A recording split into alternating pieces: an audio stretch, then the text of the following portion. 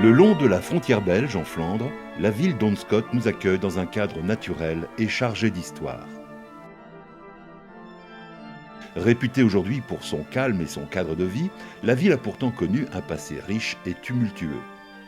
Qui pourrait penser que cette ville a compté plus de 20 000 habitants au Moyen Âge? Quel était le nid le plus hérétique de Flandre? Qu'un épisode de son histoire embrasse celle de la France? Et enfin, qu'un célèbre poète et homme politique français lui a fait plusieurs cadeaux. En arrivant sur la place, un rapide tour d'horizon vous fait plonger au cœur de son riche passé.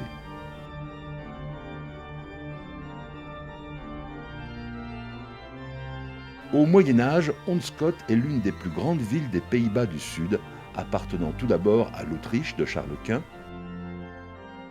puis à l'Espagne de Philippe II. À la fin du XIVe siècle, le commerce textile devient prospère. Un millier de petits ateliers de tisserands animent ces ruelles, ateliers où l'on fabrique la serge, un tissu léger fait avec la laine des moutons. Transitant d'abord par Bruges puis Anvers, ces étoffes partent à la conquête de toute l'Europe du Nord et de pays de la Méditerranée. C'est ainsi que le textile fera la richesse de la ville. Sa richesse, mais aussi sa perte.Onscott prend une part active aux guerres de religion qui sévissent en Flandre au XVIe siècle. Attisant les convoitises, la ville est le théâtre de nombreux conflits entre la France et l'Espagne. Maintes fois mise à feu et à sang, la cité, tel un phénix, renaît toujours de ses cendres jusqu'au début du XVIIIe siècle.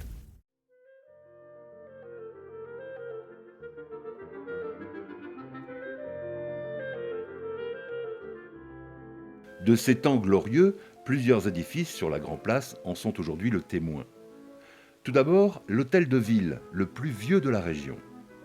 Construit vers 1556 en pierre de sable, pierre blanche et briques, l'édifice a été remanié au XIXe siècle. La façade comporte 2 rangées de fenêtres à meneaux séparées par une série d'armoiries ayant toutes un lien avec l'histoire de la ville.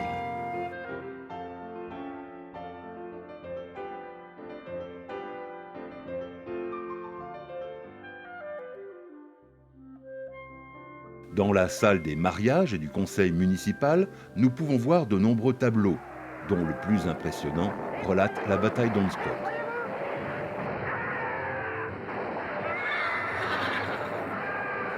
Nous pouvons également admirer le portrait de Jacques Coppens, dernier seigneur de la ville et époux de Marie Bar, nièce du célèbre corsaire dunkerquois Jean Bart.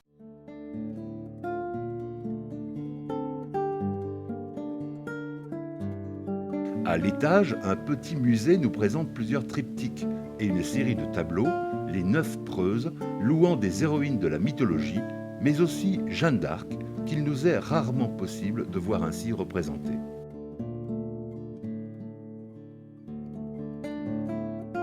La partie arrière de l'hôtel de ville nous montre un autre visage.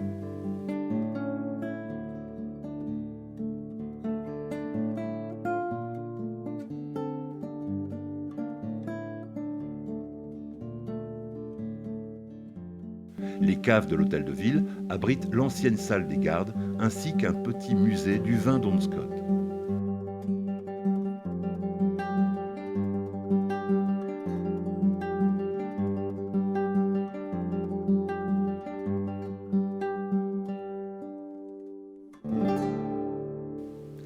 Retournons sur la place. Imposante, l'église Saint-Va nous apparaît bien grande pour la bourgade d'aujourd'hui. La tour culmine à 82 mètres, c'est l'une des plus hautes tours de Flandre.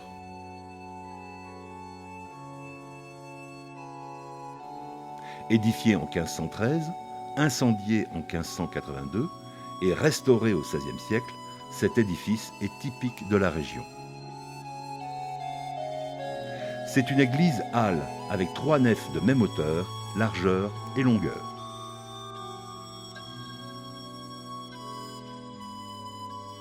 À l'intérieur, un riche mobilier la décore, chaire de 1755,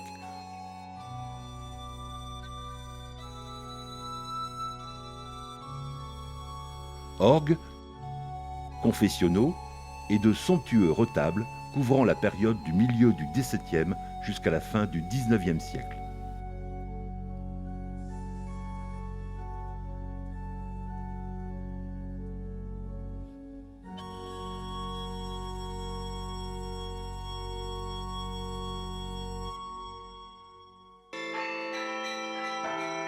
Pour fêter le passage à l'an 2000, la municipalité a décidé de rendre à l'église son carillon, dont les cloches avaient été confisquées à la Révolution.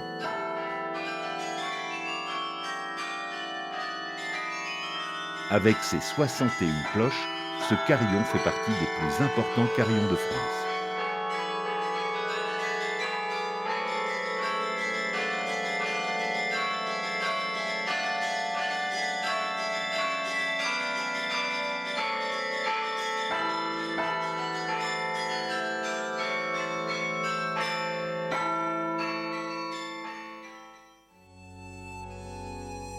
Comme nous vous le disions, Ondescott a connu des heures de gloire, mais aussi des moments difficiles.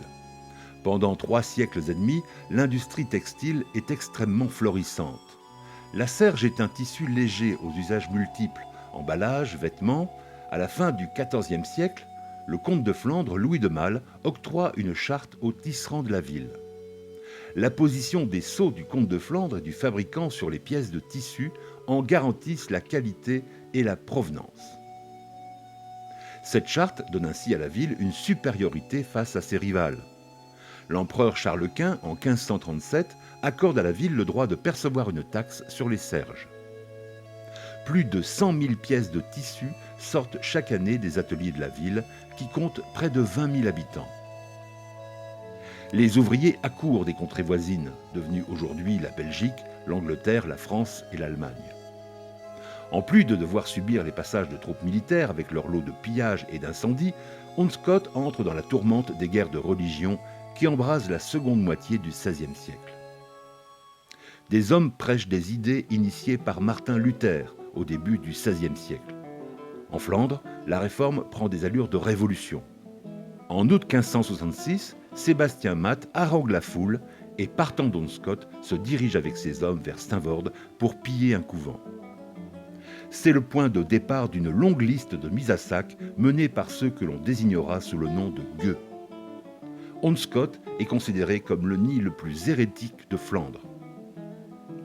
On peut encore voir aujourd'hui sur la commune une chapelle datant du XIXe siècle, édifiée à l'endroit où Sébastien Mat aurait tenu son premier prêche.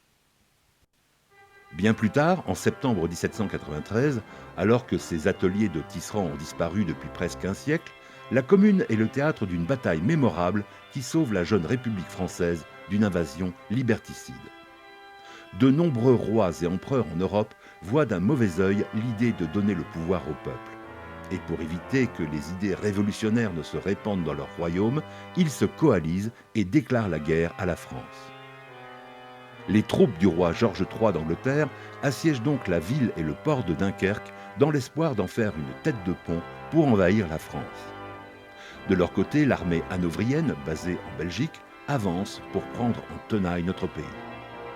Mais la riposte décisive de l'armée française, et plus particulièrement des gendarmes au pied du moulin Spinowin à Ondescott, fait basculer le cours de l'histoire.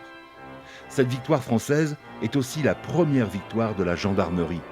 C'est pour cela que le nom de la ville figure sur le drapeau de la gendarmerie et sur l'Arc de Triomphe à Paris.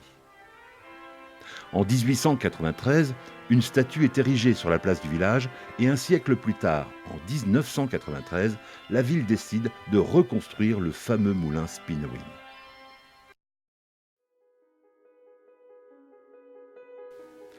Alphonse de Lamartine, poète, mais aussi homme politique du XIXe siècle, passe souvent à Ondescott. En effet, sa sœur Eugénie est mariée avec Bernard Coppens, descendant du dernier seigneur de la ville. Lamartine fait plusieurs cadeaux à la ville d'Ondescott, notamment les pompes de la citerne municipale située derrière l'église, ainsi que le tableau de la bataille qui trône dans la salle du conseil.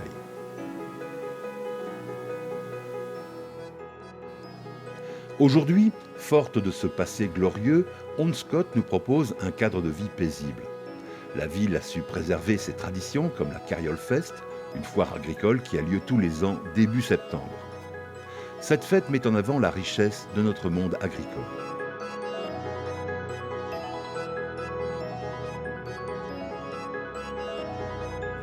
Depuis quelques années, elle a su également faire découvrir son vin au travers de la fête des vendanges. Organisée à la mi-octobre, on peut y voir plusieurs centaines de kilos de raisins pressés sur la Grand Place.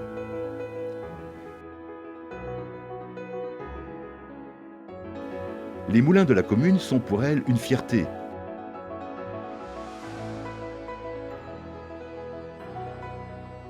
Le Normelaine serait le plus vieux moulin à vent sur pivot d'Europe puisqu'il daterait du XIIe siècle.